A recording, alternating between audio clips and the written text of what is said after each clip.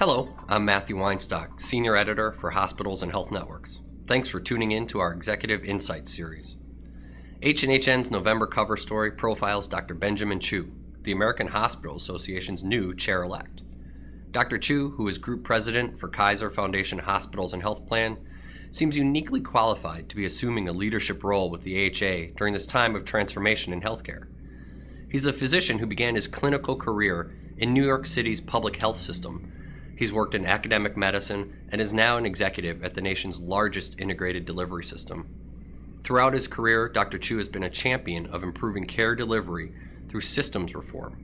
He says he keeps one question top of mind at all times: what's best for the patient? I recently sat down with Dr. Chu in his office in Pasadena, California, for a wide-ranging interview, which you can read in the November issue of H&HN.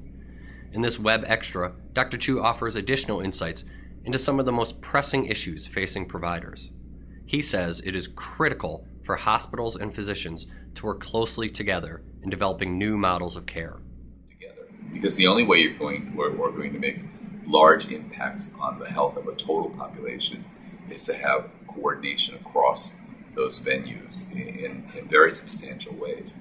And it requires people to share data, right? One of the nice things about a good population care management approach is you're able to pull the demographic data of the patients that you're taking care of with the clinical data and feed it back on a real-time basis so that people can see how they're doing, number one, hold a mirror up, and then be able to act on that information.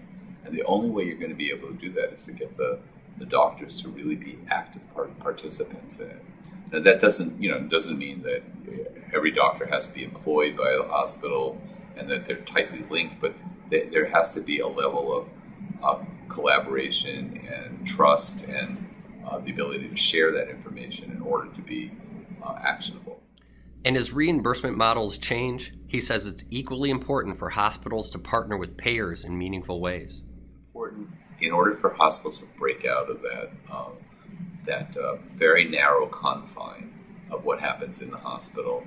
It's important to reach out to the doctors as well as reach out to the payers to figure out mechanisms, whether it's incentives for quality, maybe it's shared savings types of arrangements, or bundled payments, or even capitation. I don't want to get too controversial, but in some ways, but having prepayment for a set population might be the best thing for a hospital. I'm not saying that hospitals should go out there and do this without the wherewithal to manage that population, but entering into partnerships with payers so that that learning process happens in a structured way, and that as the learning process, as the skills set in, more and more of the payment is tied to how well we do with the population, as opposed to whether we do it in a hospital admission.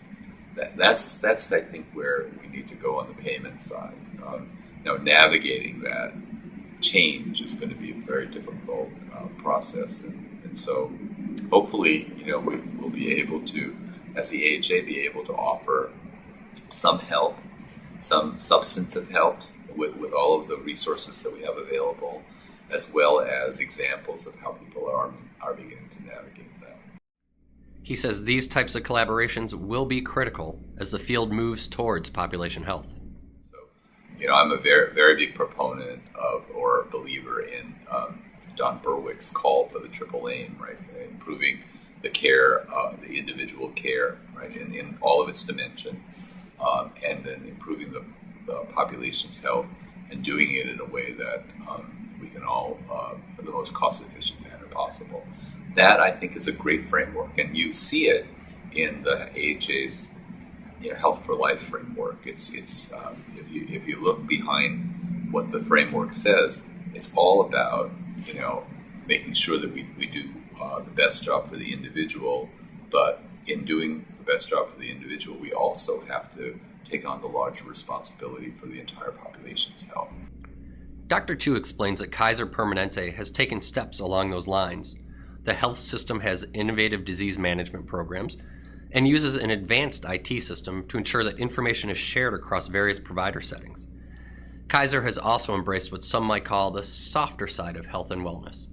The system sponsors farmers markets, and Dr. Chu says that all of Kaiser's campuses are smoke-free.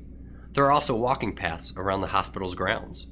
But I actually think that there is a need for hospitals to think about these things and to see how far we can go to advocate for the kinds of things that are necessary conditions to get to a healthier population.